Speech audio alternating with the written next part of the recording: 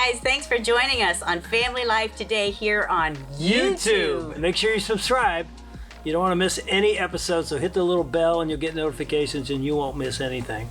And if this encourages you, like it and share it with your friends. Yeah, share it with your friends. Yeah, welcome to Family Life today. Well, I'd say this. One of the things I never foresaw happening in the Wilson legacy was adoption and foster care. Yeah, and I think it's been one of the greatest things that we've experienced as a family. Yeah, so what am I talking about? We're talking about our middle son, Austin, and his wife, Kendall, have adopted 2 boys. And it's Well, the second one's in process. Yes, and through fostering. And they're biological brothers. Uh-huh. Wow. Yeah. And that's fun. But the cool thing was for them is even in high school when they were dating, they talked about this. They always had this felt call that they would adopt someday.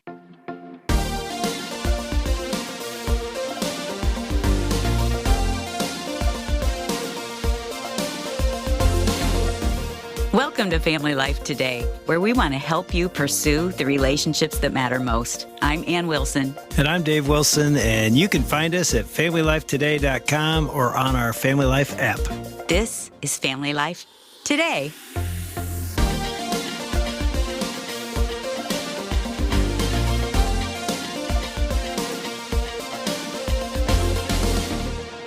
They've been married over a decade, and it's such a beautiful picture of this little blonde-haired, blue-eyed sort of family adopting these 2 little boys from Mexican descent. And it's just such a beautiful picture of the kingdom of God. It really is when you see them walking or jumping in their SUV. Yeah, and again, never really thought of that for the Wilsons. And we've got a guest with us today who's already told us a story a little bit about adoption. We've got Judge Joseph Wood with us. And I love saying judge because I don't think we've ever had a judge on here before. Thank you for being back with us on Family Life Today. Excellent, excellent. So glad to be with you and your Family Life Today audience. And I tell you what just looking over at you, you just exude joy, doesn't he? Oh, gosh. You guys, the smile man, is just...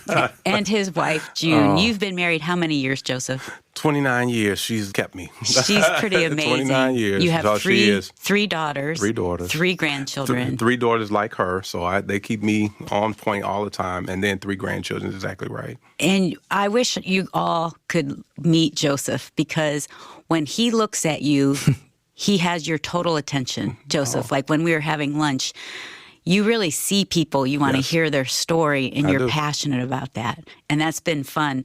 But you have a pretty weighty title, too. Yeah, what is the title exactly? I know it's... County Judge.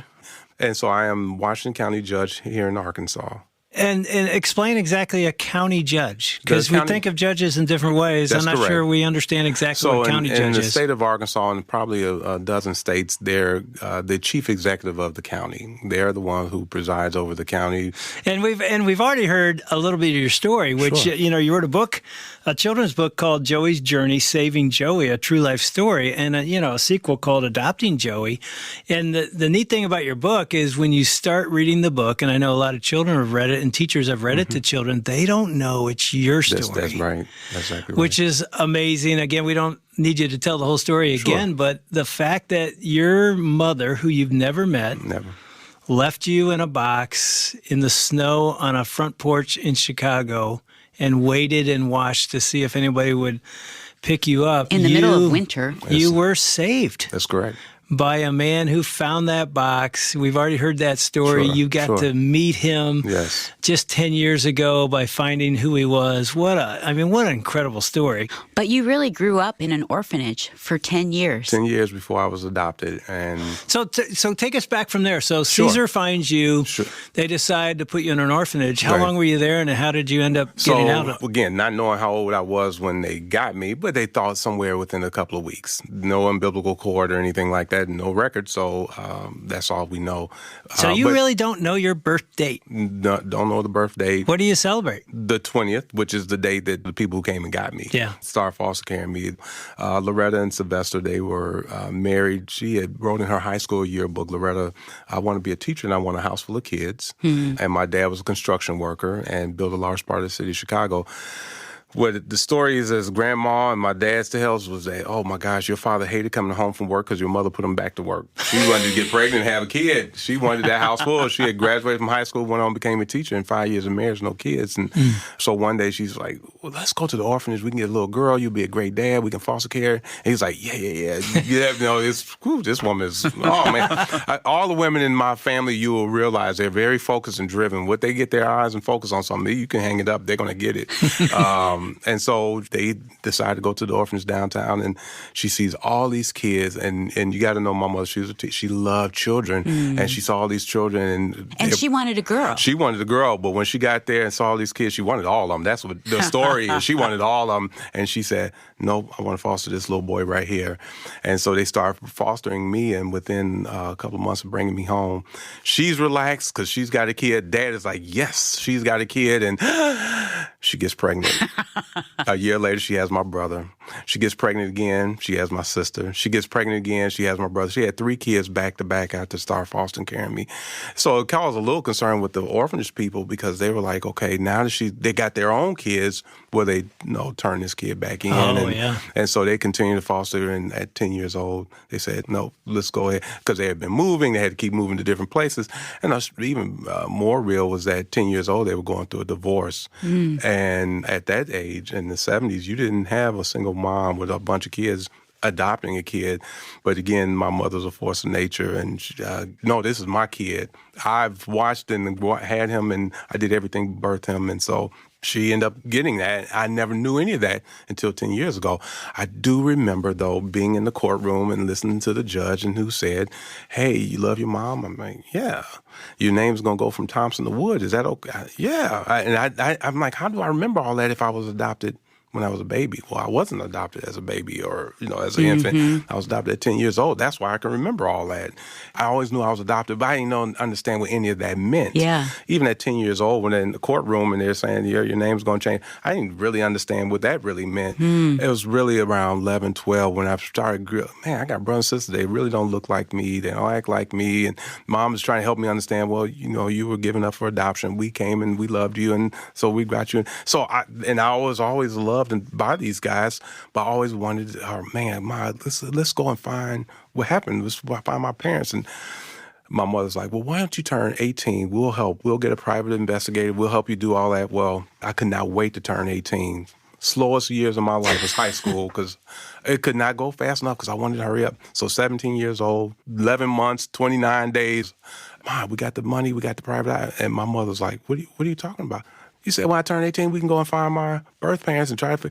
And she just broke. It just broke her because you didn't think I was a good mom. It had nothing. It was, again, this identity thing. And I was very gracious to my mother, very grateful. I used to thank her all the time. And she would stop thanking me. But again, I knew I could be still in this place. And so I had to start going around her because it was still in me. I wanted to know who and what. And all right, they got files in Springfield, Illinois. They're sealed file, but I'm going to go down there. I'm old enough. I can go. I had to do the draft and, sign up to be eligible. And I get student loans. I can drive a car and get a gun. I wanted to know who my information is. I'm going to Springfield. And I'm not letting my mom know because she was so I started going around. I would call and talk to my grandmother, and next thing you know, she was calling because they wanted to protect me. I didn't understand any of that. Well, finally, I got it in my head. I'm coming home for spring break.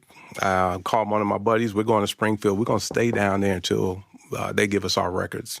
7 o'clock tomorrow morning. He said, I'll be there. 7 o'clock in the morning, a little before then, I get a phone call, the house, and it's the neighbor across the street.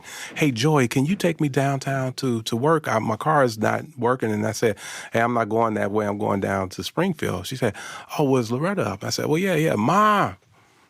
And she gave her the phone and, why don't you ask Joy? And I hear, all I know is she's telling her, well, he said he's going to Springfield or something. Springfield, I hear my mother say. And by this point, the door's knocking. It's my buddy. We're getting ready to go to Springfield. And she gets off the phone. She said, well, I'll take you. And she gets off the phone. She Kevin, she calls me Kevin when she's getting to a point. It's Joseph Kevin. Kevin, Miss Helen said you're going down to Springfield. What's in Springfield?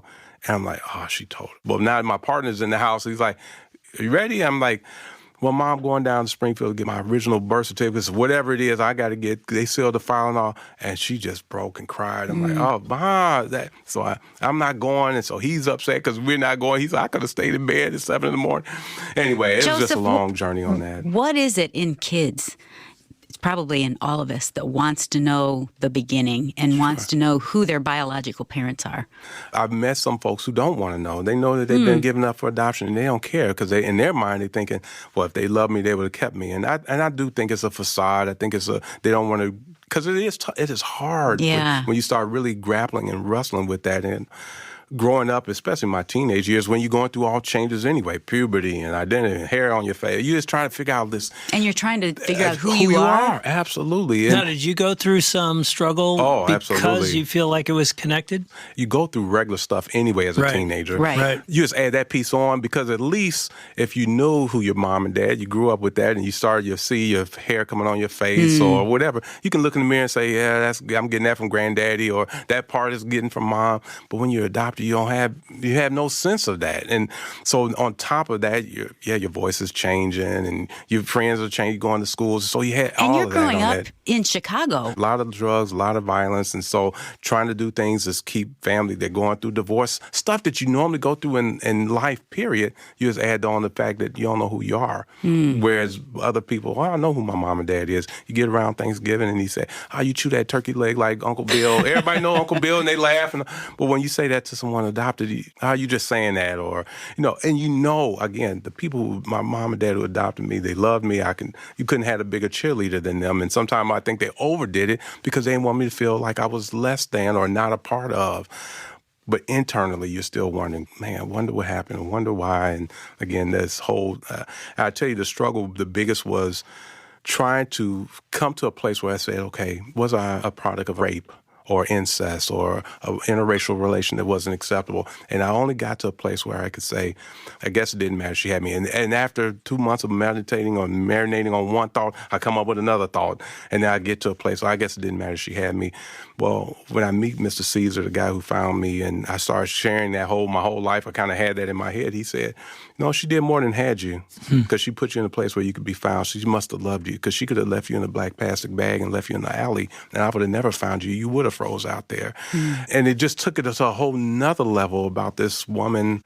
Again, it wasn't the way I wanted to be loved or thought, but she could have aborted me. And I'm such a pro-life person, partly because I am here because of that. And regardless of the circumstance, I'm here. And I thank God for it, but now even more so that there's a guy, Caesar, and the people who came and got me, an orphan that's committed to who take care of kids who are abandoned or parents who couldn't take care of the kids. And so that's, again, all orchestrated by the hand of God. And so it sounds like your adopted parents were pretty remarkable. They were. They are. Yeah, and here's what I would ask. What would you say to the adopted parents listening that have a child and maybe their child's doing the same thing you did? They want to know. Yes. And your mom was sort of hurt by that. Sure.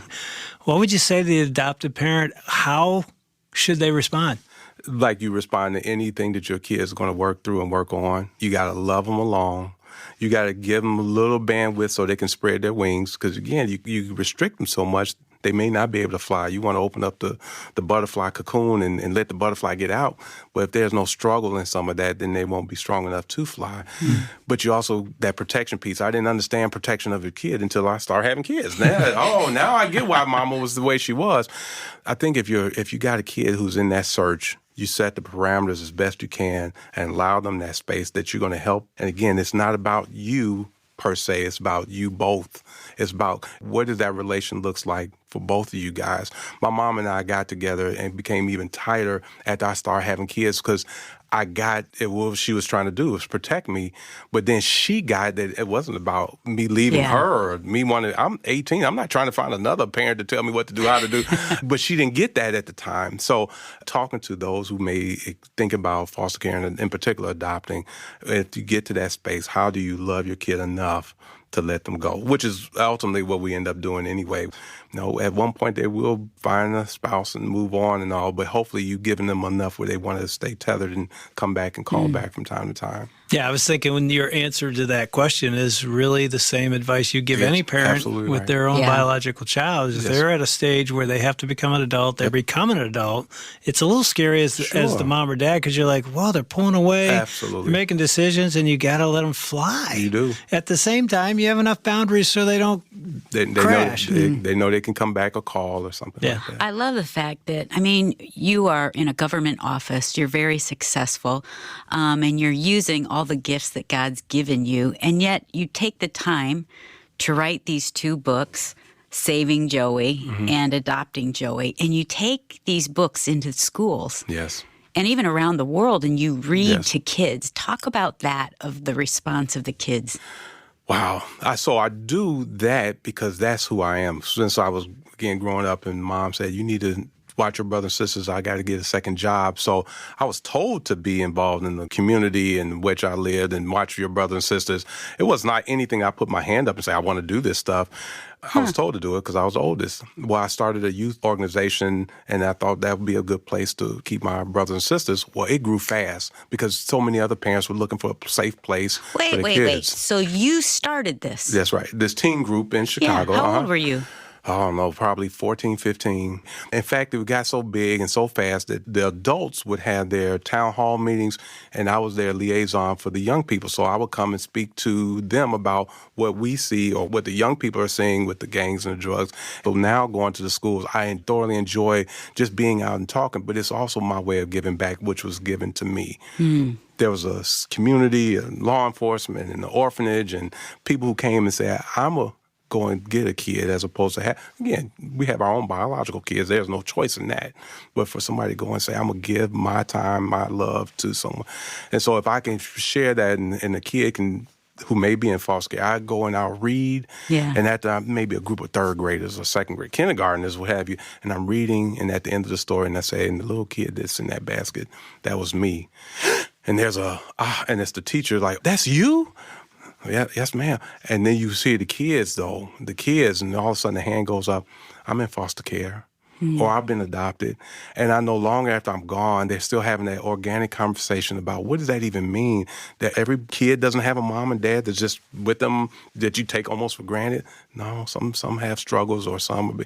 And so I just to know that that's happening, and they can go home and they can talk, and maybe it's happening. I'll go and visit churches or men's group, and we talk about that. And how do we take some of that as part of a community to say, I may not be able to adopt, but I can foster. Or if I can't foster care, I can at least volunteer or take somebody to a ball game.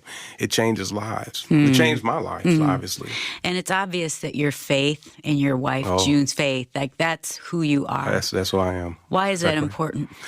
Well, from the very beginning, I was told, I had a minister who used to work for me, and I was struggling with a lot of this shortly after I found out that I was abandoned. And I said, I got to make some calls. I got to find out who this guy is. And he said, you're struggling with it because you're going on a reverse plan. I was like, what are you talking about? He said, as a minister, you see people struggle with trying to figure out identity. And he said, most of us are born to our mom and dad, and we see dad as like God. He's big, he's strong, and everybody looks up to him. And as we get a little older, we realize that dad has a lot of flaws, and mama calls him out on those flaws. And then they start their journey to find Christ and God. And he said, you went in reverse. God had his hand on the very beginning in your life, and you're just on this journey trying to figure out who your earthly father is. And again, I know God has had his hand in all of this. And so I think the faith walk has been on the very beginning. It's kind of helped got me through my teenage years, and writing to God about why me, why did I get to this spot? And again, I guess it doesn't matter. I'm here. And you've been watching over, and you've kept me. And I got my master's in Christian leadership. And again, we spent a lot of time. We got a number of men's group. I do Bible studies in the morning with folks in different states.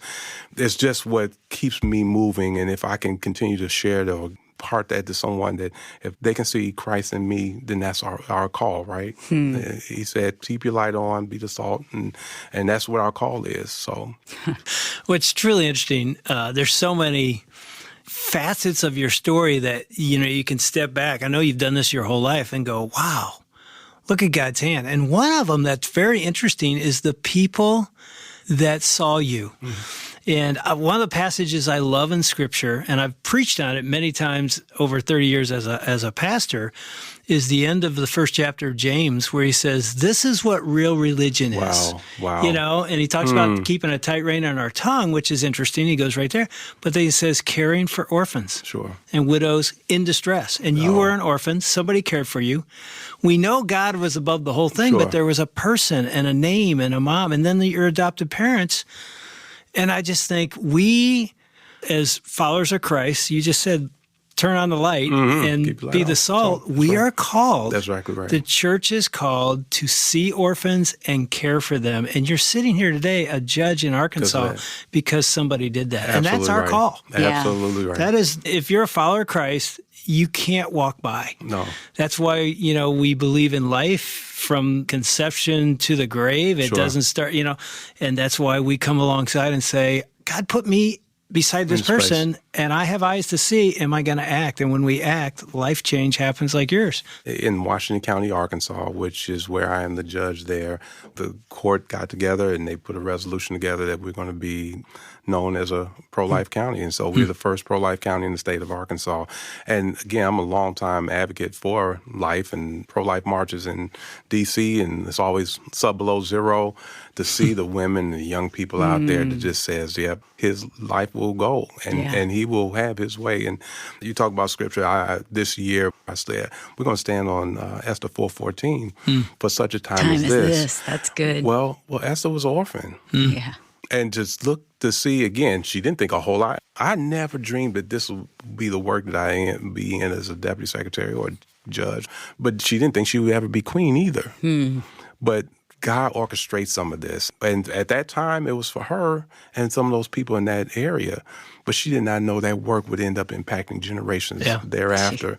He's going to have his way, and he's going to use his people. And if you stay on your journey and open up and be used by him, he will. And I just, again, I'm grateful. I've been blessed. And if he takes me again right now, I know I've been blessed. Well, and God's really using you. And, you know, I'm thinking, wouldn't this be a great thing to do with your kids, to buy Saving Joey and Adopting Joey? Read it to your kids and talk about it. I think this begins in our homes of talking about our responsibility as believers to see the orphan, to see the abandoned, to see the widow, and to say, kids, how can we impact? How can we love? And even, this is a hard one, to be open-handed of asking God, God, what do you have for me in this area? Wow. Because Joseph, your story is so inspiring. Thank you for sharing it, all that God has done in your life.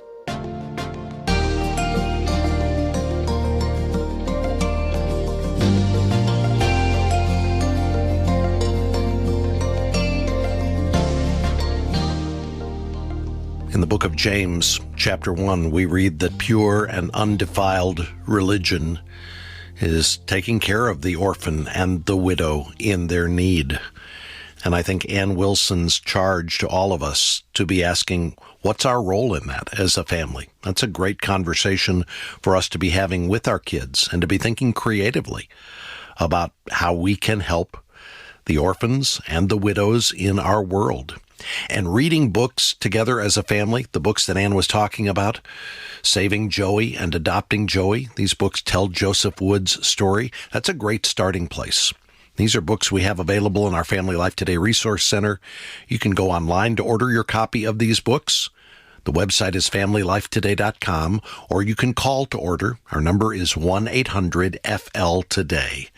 Again, the website is FamilyLifeToday.com. The number to call to order the books Saving Joey and Adopting Joey, 1-800-358-6329. That's 1-800-F as in family, L as in life, and then the word today. Now, this is a big weekend for us here at Family Life. We have 7 Weekend to Remember Marriage getaways happening all across the country: Williamsburg, Virginia, Baltimore, Maryland, Philadelphia, Pennsylvania, Coeur d'Alene, Idaho, San Antonio, Texas, Sacramento, California, Portland, Oregon. Thousands of couples joining us for what has been for more than 40 years now, a transformational weekend getaway for couples. David Robbins, who's the president of Family Life, is here with me. And David, our hope, our prayer is that this is going to be a life-changing, marriage-changing weekend for these couples. No, man, it's so encouraging to have this many weekends to remember going on in one weekend. And we invite you to pray, but we also invite you to think about as the year to come to check it out, because there's a totally refreshed experience. The same timeless truth is represented at Weekend to Remember, but we have worked hard. Really, we started before the pandemic, but the pandemic break of Weekends to Remember allowed us to complete a refresh of the Weekend to Remember that I think you would be very encouraged about. Or certainly our teams have been out there loving hearing how people are enjoying it. And I got to speak to a couple who've been married for 10 years, and the wife told me, I learned this weekend that I don't need to panic in our pain. Our issues are common and expected in marriage, and there's always hope because of Jesus and Jesus meeting us in our time of need.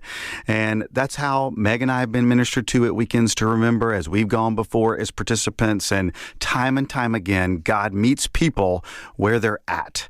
We invite you to pray, and we're excited about this weekend, and we invite you to check out the 55 locations we'll have in the spring and see if there's one near you coming that you'd want to join.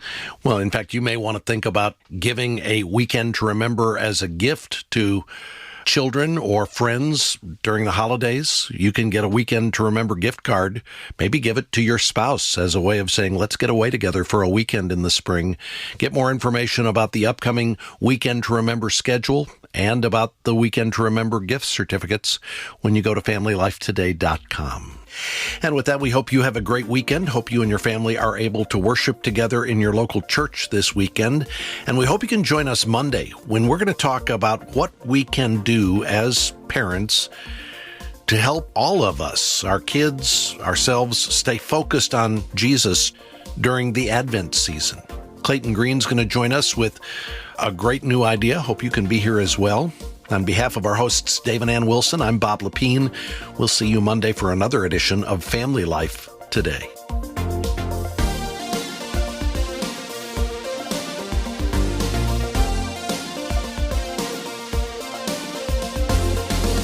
Family Life Today is a production of Family Life, a Cru ministry, helping you pursue the relationships that matter most.